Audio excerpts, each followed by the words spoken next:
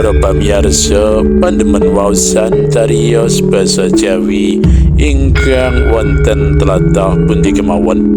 Sugeng pepanggihan malih kalian kula Hadi Pamungkas ing waosan cariyos basa Jawi. Purwakane ngatur pambuka kula mugi panjenengan tansah pinayungan karahayon saking Gusti kang murbeng dumadi. Kalau dengan menika kula badhe maos cerita rakyat atau ing lajengaken cariyos ingkang bagian 9 kanthi ira-iraan nggih menika Joko Buduk. Cerita rakyat menika anggitanipun BP Sudarsono SG. Kados pundi lampahipun cerita rakyat ingkang bagian 9 menika, sumangga dipun pidhangetaken.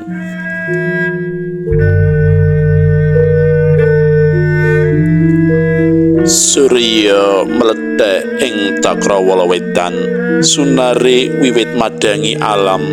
Satu iwen manuk iber-iberan wiwit ninggalake kandang lan pencokane, nyebar lan mabur golek pangan selaras pakan padinane.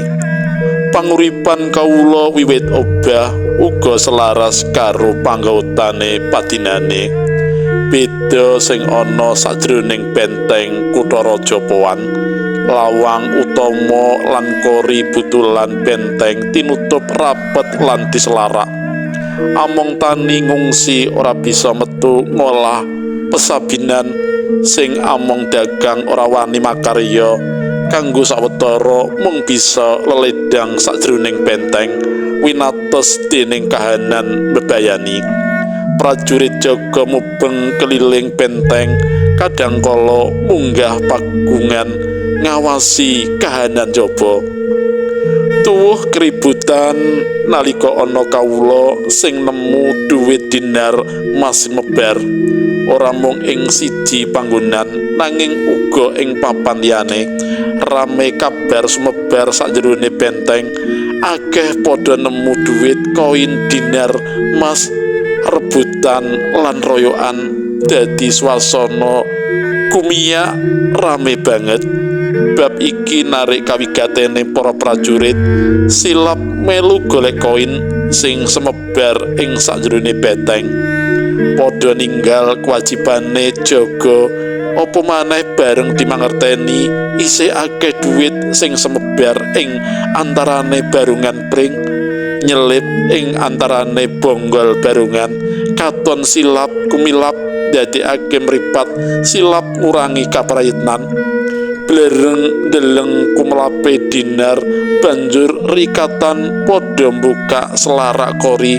Beteng lawang utama dibuka amba kanggo metune prajurit campur para kawula. Rebut ducung metu golek dinar mas, deleng akeh sing lempit ing jero dapuran pring. Ora srontos bagian bali njupuk gaman. Ora sabar negori pring-pring betengan sak perlu njupuk lan nglumpukake dinar emas. Wis ora kepikir lan cubriya dhuwit dinar iku saka ngendi asale lan kapan tekane. Pangertene iku kabeh rejeki anugrah saka Dewa Aji minangka tebusan gantine cintraka ketiga dawa kepungkur. Sorak-sorak ati suka padha ngawe kanca kahanan keliling benteng dadi kisruh semrawut mbabati barungan pring ori. Kadangkala gegeran dhewe karo kanca merga ketungkul rebutan golek dinar sing semebar. Kahanan kisruh iku diulati dening para wadya Majapahit saka Pakuwon, nanging tetep padha sirep senajan wis siaga gegaman perang. Kari nunggu apa-apa perintah ngrabasa, pancen disengaja supaya prajurit Powan lena kalepyan ninggal kaprayenan. Panah sedaren bengung saka pakuwon Majapahit, dampyak-dampyak seru mawurahan wadya Majapahit ngruduk maju, kaget kepati prajurit lan kawula powan, rebut ducung rebut dhisik susukan ing lawang utama beteng, ngupaya mlebu wis ora mailu kerabat lan kanca, pating jerit sing kepidak lan kesikut, wit pring ori kethokan pating blasah, akeh sing kesrimpung nglundung kedisian tekane wadya Majapahit gumregah maju mlebu beteng. Beteng jaba barungan pring ori wis dadal dibabati wong powan dhewe. Beteng Kutharaja Powan uga dadal duel karana lawang beteng dibuka prajurit Powan dhewe pindha ombak samudra rob wadya Majapahit mlebu beteng lan nyebar saindenging Kutharaja.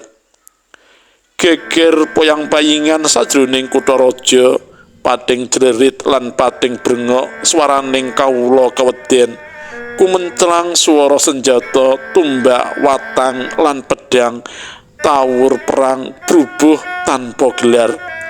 Powan durung bisa pasang gelar awit para tetungguling jurit lan senopatine durung teka ing palagan. Warsuh tanding ijen padha ijen utawa kroyokan kalah pengalaman perang, prajurit Powan keseser didesek mundur nglumpuk menyang alun-alun praja.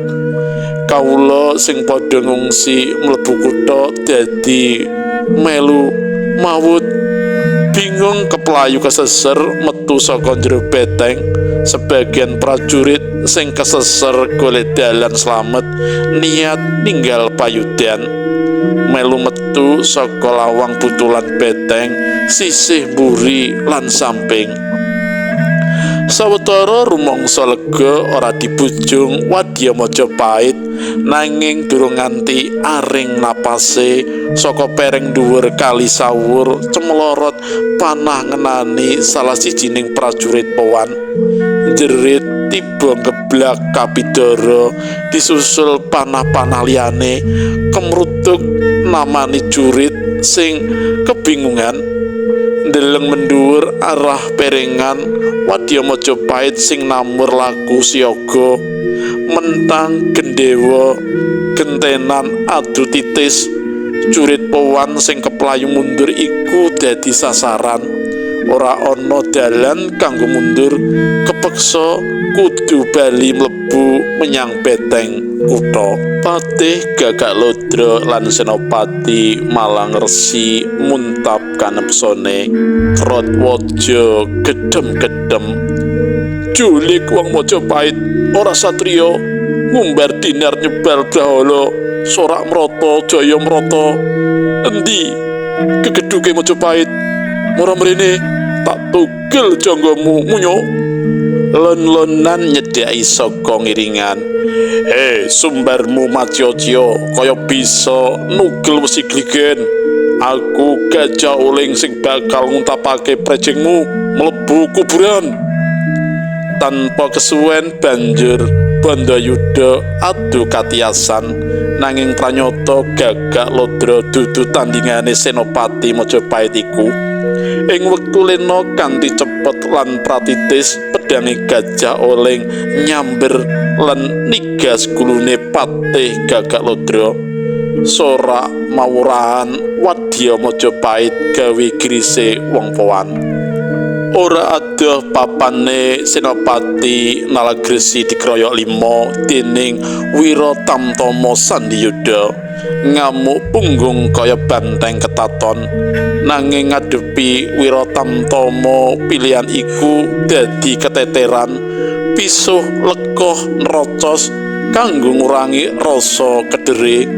Tenagane saya susut kekuras, wusana kaya semayan bebarengan. Gamane para Sandiyuda Majapahit iku nerocok anggane Nalagresi.